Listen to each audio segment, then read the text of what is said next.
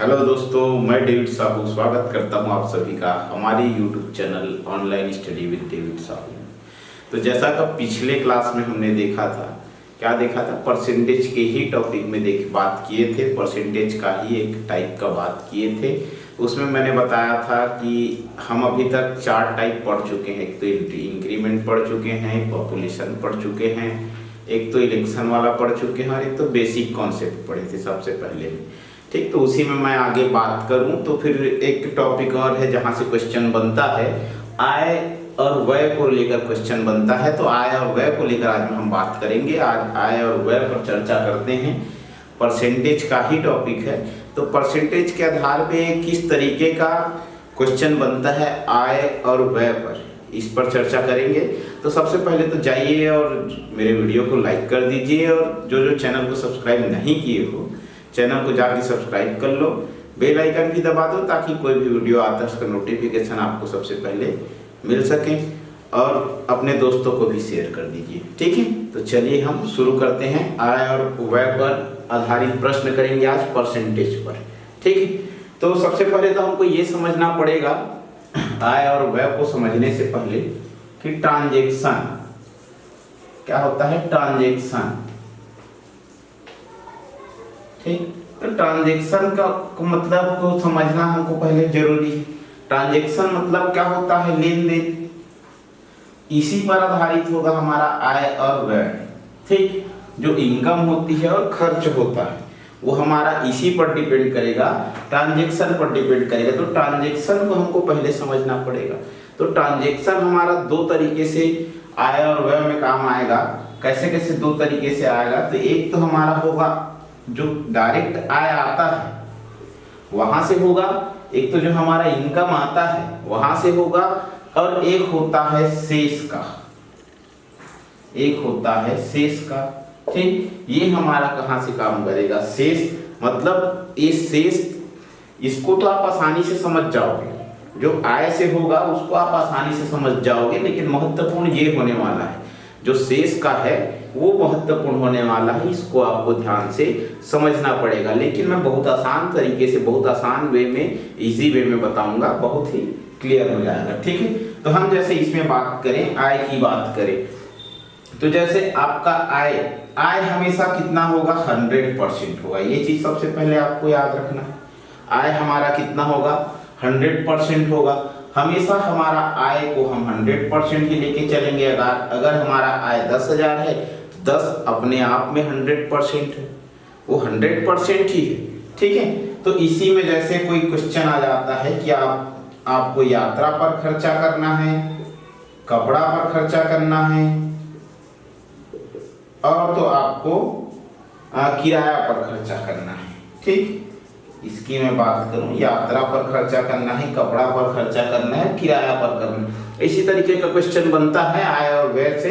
तो मैं बात करता हूं, तो यात्रा पर ले लेता हूं 10% का खर्चा, कपड़ा पर ले लिया 20% का, किराया पर ले लिया 25% का खर्चा।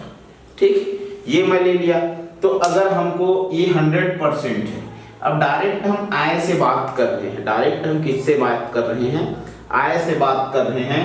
तो हमारा जो ये खर्चा इतना हो गया, तो शेष क्या बचेगा, इसको हमको बताना है। इतने के बाद हमारा शेष क्या बचेगा, तो शेष क्या बचेगा, तो इसको जोड़ देते हैं 20 30, कितना हो गया, 20 और 10 30, 40 50 55। तो 100 में 55 करेंगे तो हमारा यहाँ से शेष क्या बच जाएगा, 100% था, 55 चले गया, 45% हमारा क्या बच गया, बचत हो गया।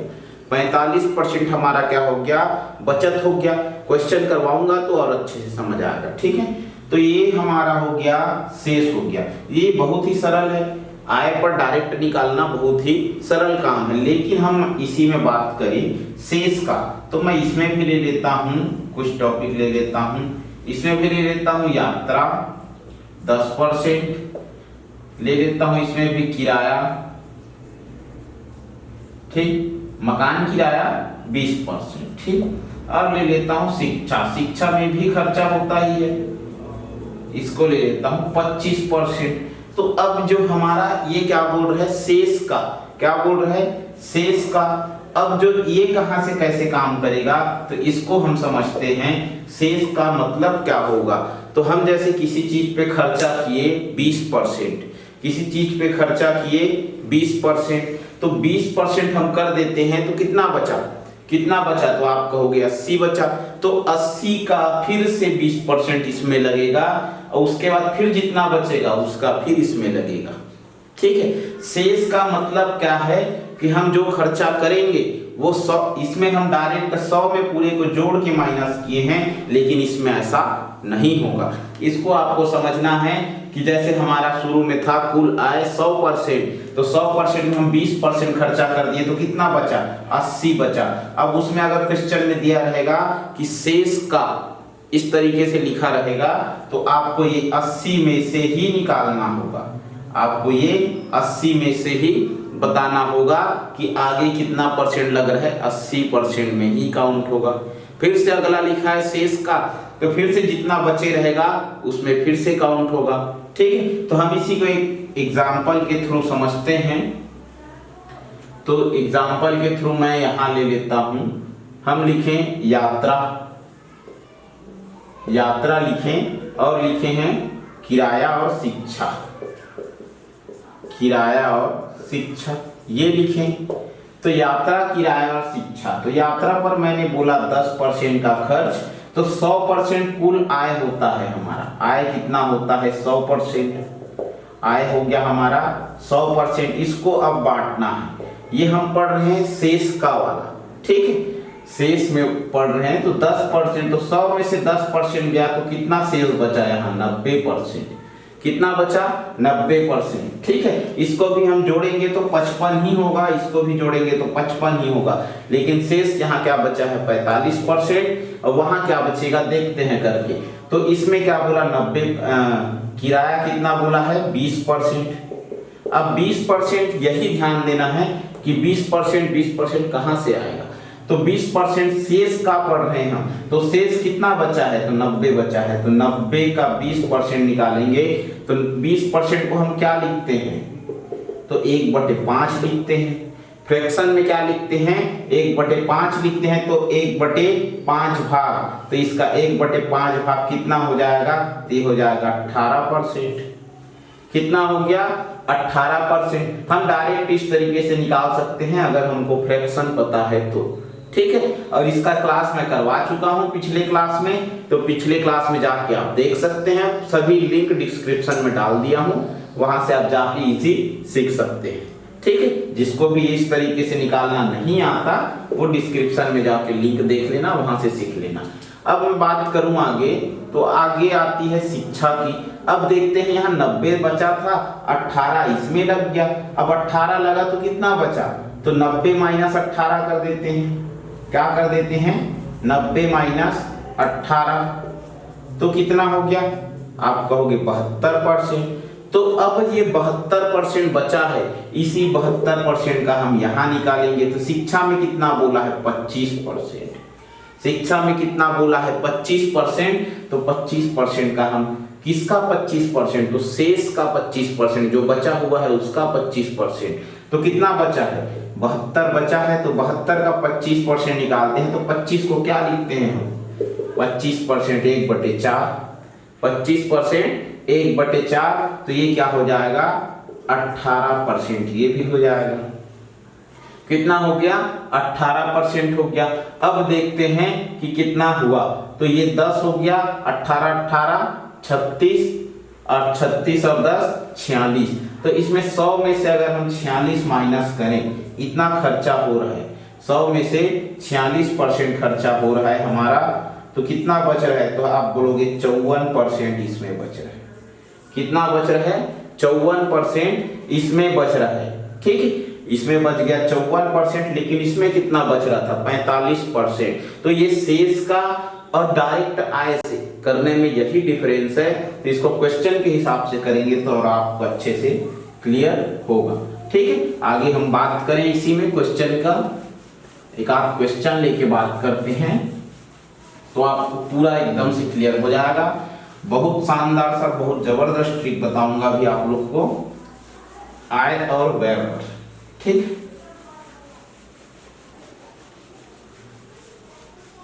आय और व्यय पर बहुत जबरदस्त ट्रिक बताता हूं। तो मैं पहले क्वेश्चन ले लेता हूं। क्या बोल रहे क्वेश्चन? तो एक व्यक्ति, क्या बोल रहे, एक व्यक्ति कुल आय में से 20% भोजन, कुल आय में से 20% भोजन पर 30% शिक्षा तथा 10% मनोरंजन पर खर्च करता है, मनोरंजन पर खर्च करता है। इसके पश्चात व्यक्ति, इसके पश्चात व्यक्ति 4000 की बचत करता है, 4000 रुपये की बचत करता है। तो हमको बताना है, तो कुल आय बताइए, तो कुल आय बताइए। अब ये बताना है कि इसमें बोल रहे कि एक व्यक्ति कुल आय में से 20% भोजन पर, 30% शिक्षा तथा 10% मनोरंजन पर खर्च करता है। इसके पश्चात व्यक्ति 4000 की बचत करता है। तो कुल आय बताइए। इसमें पूरे क्वेश्चन में पढ़ लीजिए, यहाँ शेष शब्द का उपयोग नहीं हुआ है, शेष शब्द का उपयोग नहीं हुआ है। मतलब हम बात करेंगे डायरेक्ट आय से, और आय कितना होता है? तो हमारा 100% होता है। आय कितना होता है? तो 100% होता है। 100% में से बात करूं मैं तो हमारा कितना हो जाएगा? यहां लिखा है भोजन पर, भोजन पर 20%, और आगे बात करूं तो शिक्षा पर 30%, मनोरंजन पर 10%, मनोरंजन पर 10%। तो इतना वो खर्चा कर रहे हैं। कहां से खर्चा कर रहे हैं? तो अपने आय से खर्चा कर रहे हैं। ठीक है, यहां कहीं भी शेष शब्द का उपयोग नहीं हुआ है, तो हम शेष वाला कॉन्सेप्ट नहीं लगाएंगे। यहां हम डायरेक्ट आय से बात करेंगे। तो देखते हैं कि कितना खर्चा कर रहे हैं। तो यहाँ 20% खर्चा कर रहा है, यहाँ 30% खर्चा कर रहे हैं, यहाँ 10%। मतलब टोटल मैं काउंटिंग करूं तो वो 60% खर्चा कर रहे हैं। 60% कहां से खर्चा कर रहे हैं? तो आय हमेशा 100% होता है। तो 100% में से वो कितना खर्चा कर रहे हैं? 60% खर्चा कर रहे हैं। इसमें मैं लिख देता हूं शेष। कितना परसेंट खर्चा कर दिया? 60%। तो 100 में से हम 60 माइनस करें तो कितना बचता है? 40% बचता है। तो 40% उसका बच गया, और यही 40% इसके पश्चात व्यक्ति 4000 की बचत करता है। तो बचत हमारा जो 40% आया, इसी का मान इसमें क्या दिया है? इसी का मान इसमें क्या दिया है? तो आप कहोगे कि 4000 दिया है। कितना दिया है? 4000 दिया है। 4000 दिया है। तो यहां से हम 1% का मान निकाल लेते हैं। 1 0 से 1 0 कट गया, और 4 से ये कट गया 100 बार में। ठीक, तो 1% का मान कितना आ गया? 100 आ गया। 1% का मान कितना आ गया? 100 आ गया। तो कुल आय बताइए। क्या पूछ रहे हैं? कुल आय बताइए। तो हमारा कुल आय कितना होता है? 100% होता है। मैं बार बार बोल रहा हूं कि हमारा कुल आय कितना होता है? तो 100% होता है। तो हमारा कुल आय 100% होता है। तो ये 1% 100 है, तो इसका 100 से गुना कर दो, उत्तर आ जाएगा। ठीक है, इसका 100 से गुना कर दो तो उत्तर आ जाएगा। तो कितना आया? तो आप कहोगे 10,000 आया। ठीक है, 100 से गुना कर दिए, 100% होता है तो उत्तर कितना आ गया? कुल आय कितना आ गया? तो 100% आ गया। 100% मतलब 10,000 आ गया। ठीक है, करना कुछ नहीं है, आय को 100% लेके चलना है। भोजन, शिक्षा, मनोरंजन जितना दिया है उसको लिख लेना है। अगर शेष की बात नहीं करता है क्वेश्चन में, तब आपको इस तरीके का, इस कॉन्सेप्ट का उपयोग करना है। ठीक है, आगे मैं फिर से बात करता हूं दूसरे क्वेश्चन की। आगे फिर से लेके चलता हूं आपको। अब इसमें मैं बात करूं तो इसमें क्या बोल रहे हैं? राम अपनी मासिक आय का 20%, घरेलू खर्च में व्यय करते हैं। शेष का 25% बच्चों की शिक्षा, 15% परिवहन, 15% दवाइयों और 10% मनोरंजन पर खर्च करते हैं। इन सभी खर्चों के बाद उनके पास 9,800 रुपया बचते हैं। उनकी मासिक आय क्या है? उनकी मासिक आय बताना है तो हम तो सबसे पहले लेके चलेंगे आय बराबर 100%। आय बराबर कितना है? 100%। अब एक ड्रा बनाते हैं, उसमें देखते हैं कि क्या बोल रहे। मासिक आय का 20% घरेलू खर्च में 20% हो गया, तो शेष कितना बचा? इसको भी लेके चलेंगे तो 80% बचा।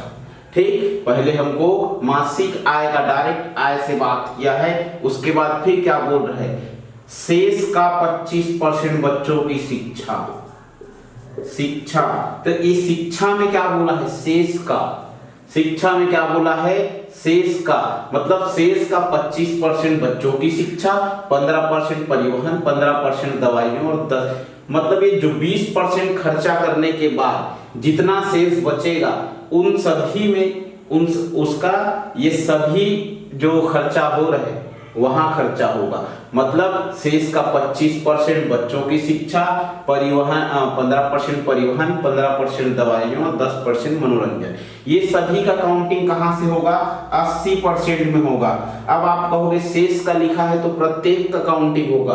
प्रत्येक का इसलिए नहीं होगा क्योंकि शेष का एक ही बार लगा है। कहाँ लगा है? और बाकी में पूरा कॉमा लगा है। देखो कॉमा लगा है, इसका मतलब ये है कि शेष का 25%, ये मतलब जितना शेष है वो सभी का इसमें लगेगा, जितना दिया है उसमें।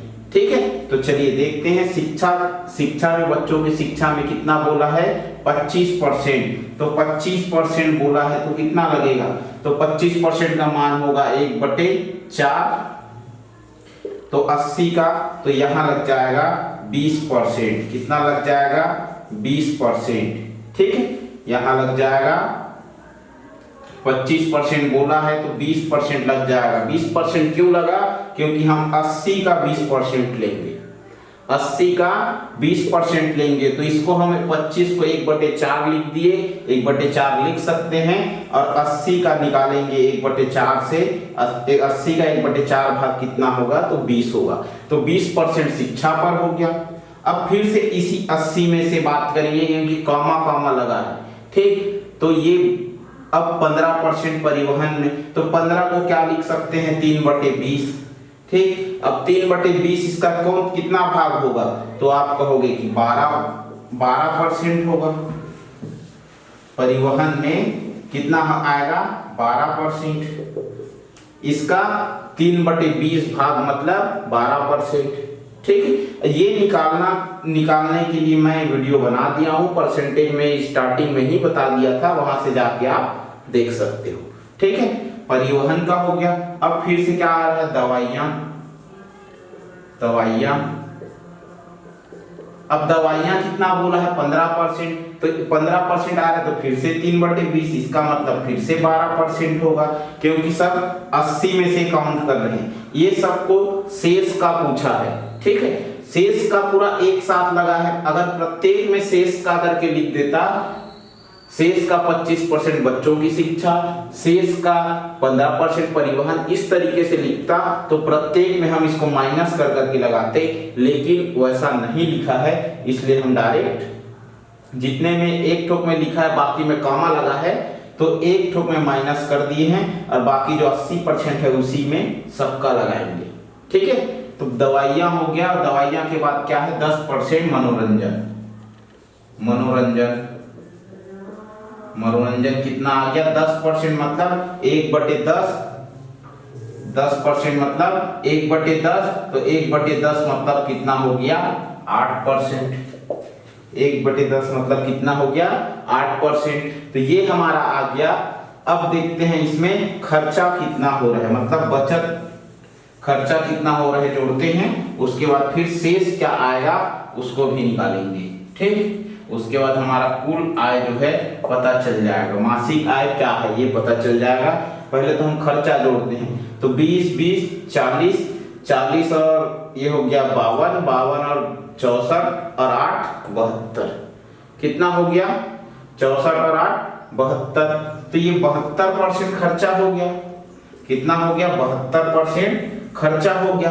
किसमें से खर्चा हुआ, तो आय में से हुआ ना, और आय कितना होता है तो 100% होता है, तो 100 में 72 खर्चा हो गया, तो कितना बचा, तो आप कहोगे 28% बचा।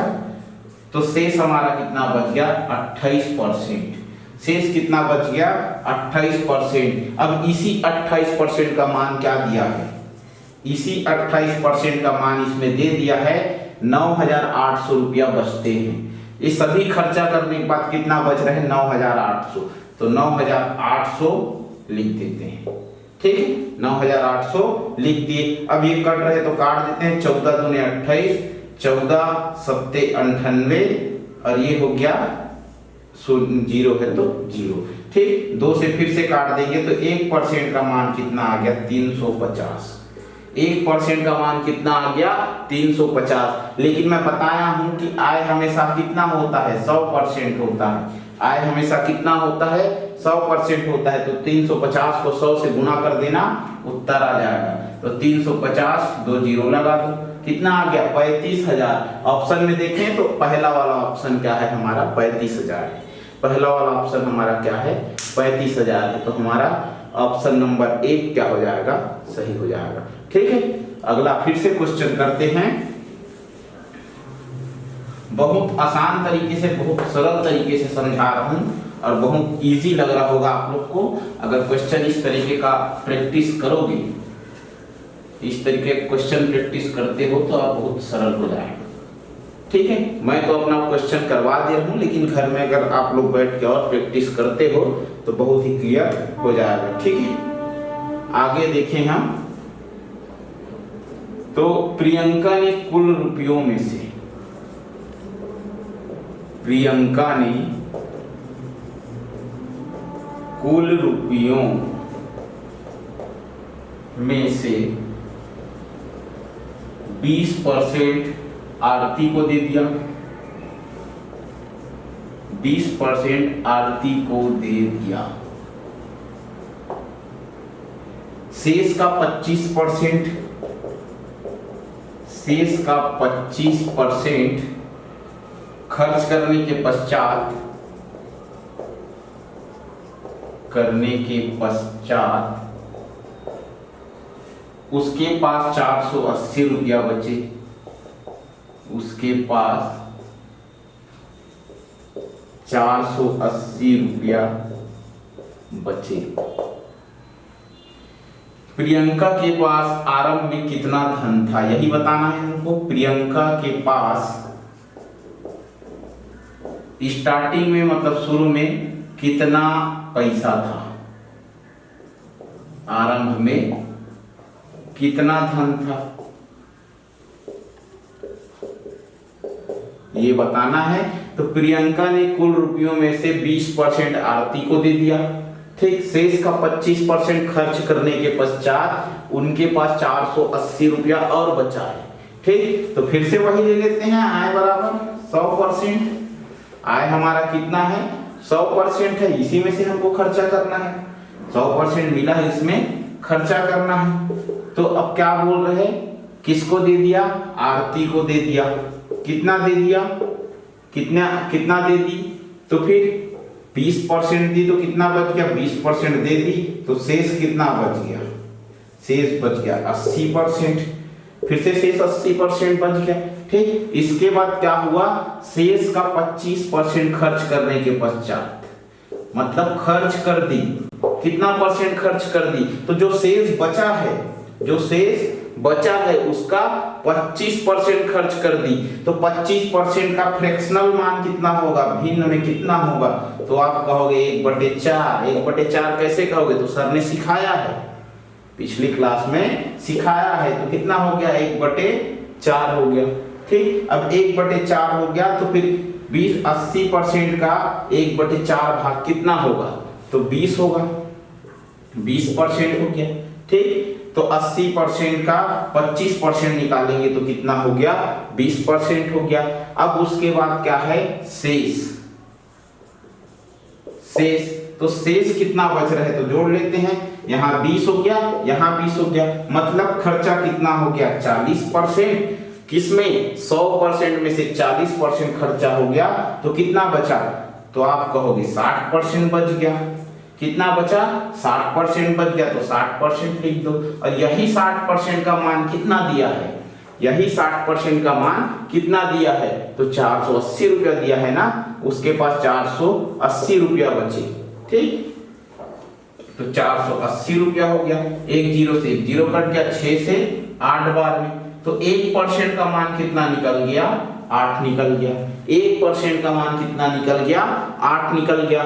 तो फिर प्रियंका के पास आरंभ में कितना धन था, तो उनके पास तो पूरा 100% था ना, उनके पास तो पूरा 100% था, तो 100% बराबर 8 का गुना कर दो 100 से, तो कितना हो गया, 800 रुपया था। तो प्रियंका के पास आरंभ में कितना धन था, तो 800 रुपया था। ठीक है, 800 रुपया प्रियंका के पास था। फिर से अगला क्वेश्चन देखते हैं। इसी तरीके का क्वेश्चन बनेगा एग्जाम में अगर आता है। ठीक है, और इस तरीके का एक ना एक क्वेश्चन आता ही है। अब इसमें देखो, इसमें क्या बोल रहा है, एक अफसर के वेतन से 10% मकान किराया काट लिया जाता है, शेष का 20% वह खाने पर व्यय करता है, शेष का 20% वह आयकर देता है तथा शेष का 10% वह वस्त्रों पर व्यय करता है। इसके बाद उसके पास 15,552 रुपया बचते हैं। उसका कुल वेतन कितना है, यही ना बताना है कि उसका कुल वेतन कितना है। तो फिर से लिख लेते हैं, कुल आय कितना होता है, 100%। ठीक, 100% में से अब खर्चा करना है, चलो निकलते हैं खर्चा करने। ठीक, तो हम तो पहले तो मकान किराया कट गया, कितना किराया कितना कट गया, 10%। अब 10% किराया कट गया तो शेष कितना बचा, शेष 90% ही बचा ना, 100 में से 10% कट गया तो 90% बचा। अब फिर क्या कर रहा है, शेष का 20% वह खाने पर व्यय करता है। खाने पर तो किसका व्यय करता है, इसको देखना, शेष का, किसका, शेष का। तो शेष कितना बचा है, 90% ही बचा है ना, तो 90 का 20% कितना होगा, तो 90 का 20% को हम क्या बोलते हैं, 1/5। 1/5 मतलब 18%। 90% का 1/5 भाग मतलब 18% कहाँ खर्चा करता है, तो खाने में खर्चा करता है। ठीक, खाने में 18% खर्चा कर दिया। अब उसके बाद फिर क्या बोल रहा है, शेष का 20% वह आयकर देता है, तो इसमें भी फिर से शेष निकालना पड़ेगा। अब 90 में ये घट गया तो कितना बचा, 72% बचा ना, 90 में 18 फिर से कट गया तो कितना बचा, 72% बचा। अब ये 72% में से फिर से शेष का क्या बोल रहे हैं, 10% वह वस्त्रों का आयकर, शेष का 20% वह आयकर देता है। अब आयकर को देखें, इनकम टैक्स को देखें, तो 20% देता है, तो किसका 20%, तो 72 का 20%। ठीक, अब 72 का 20% तो 1/5, तो 72/5 तो कितना हो जाएगा, 14.4।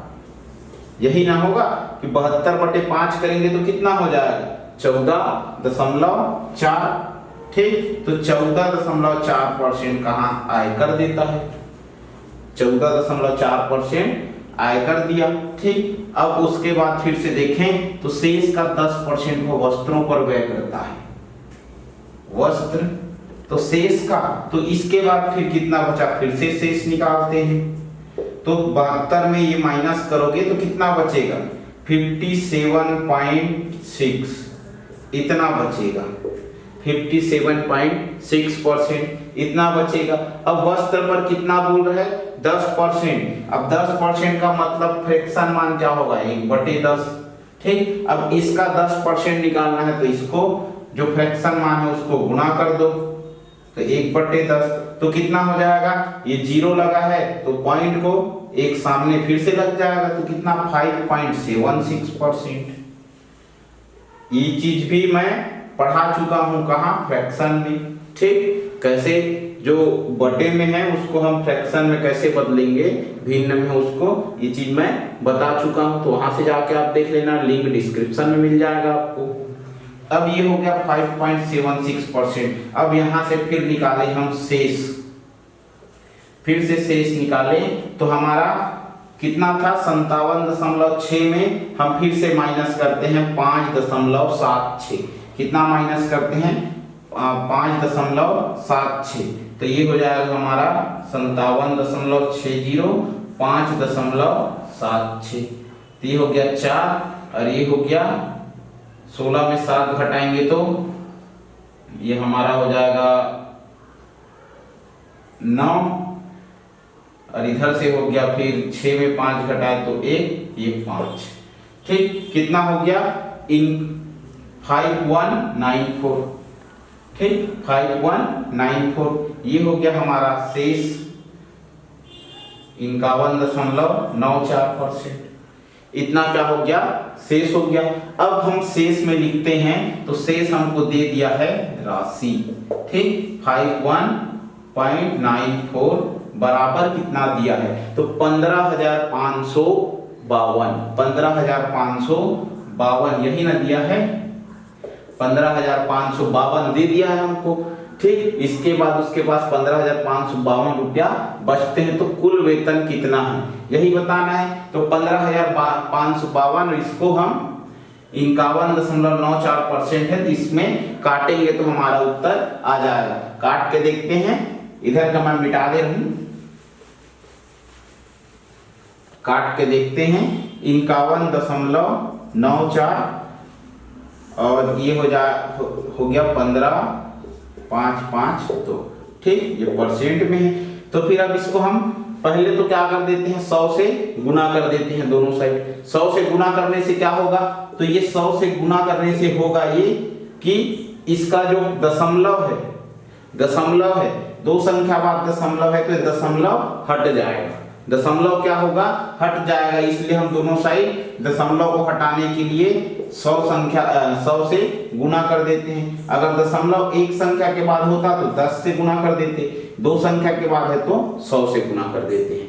ठीक है, अब 100 से गुना कर देते हैं तो ये इधर 100 लिख दिया, इधर गुना कर दिया तो फिर कितना आ गया, 5,194 हो गया। ये अभी तक क्या था, 51.94 था, अब ये क्या हो गया 5,194 हो गया। अब इसको हम काटते हैं, तो फिर ये 5 या 15, तो ये लगभग 3 बार में चले जाएगा, 3 बार में ही जाएगा। ठीक, आप लोग करके देख लेना कैलकुलेशन, ये 3 बार में जाएगा। तो 1% का मान कितना आ गया हमारा, यहाँ से 300 आ गया। 1% का मान कितना आ गया, 300 आ गया। तो हम तो जानते हैं कि हमारा जो कुल मान होता है, कुल आय होता है, कितना होता है, 100% होता है। तो 300 आया तो 300 को भी हम 100 से गुना कर देते हैं, 300 को भी हम 100 से गुना कर देते हैं। तो कितना हो गया, 30,000। कितना हो गया, 30,000। तो देखते हैं कोई ऑप्शन में है क्या 30,000, तो हमारा दूसरे वाले ऑप्शन में क्या है, 30,000 है। दूसरे वाले ऑप्शन में क्या है, 30,000 है। तो हमारा ये वाला ऑप्शन क्या हो गया, सही हो गया। तो ये हमारा 30,000 वाला आंसर क्या हो जाएगा, सही हो जाएगा। ठीक है, तो आज का क्लास मैं यहीं तक करता हूं। और ये आय और व्यय पर जो जिस तरीके का क्वेश्चन आता है वो मैं पूरा चीज क्लियर कर चुका हूं। अगर इस तरीके का कोई भी क्वेश्चन आएगा तो अब घबराने की बात नहीं है, शानदार सा टिक लगाना, आराम से आपका क्वेश्चन बन जाएगा, टेंशन लेने की बात नहीं है इसमें। अब मैं अगली क्लास फिर से परसेंटेज पर लेके आऊंगा, उसमें एक फिर से अलग नया टॉपिक बताऊंगा, ठीक, या क्वेश्चन करवाऊंगा। तो आज का क्लास मैं यहीं खत्म करता हूं। तो सबसे पहले तो जाओ और जो मेरे वीडियो को लाइक नहीं किए हो, वीडियो को लाइक कर दो, चैनल को सब्सक्राइब कर दो, बेल आइकन भी दबा दो और अपने दोस्तों को भी शेयर कर दो। ठीक, मिलते हैं अगली क्लास में, तब तक के लिए बाय बाय, थैंक यू।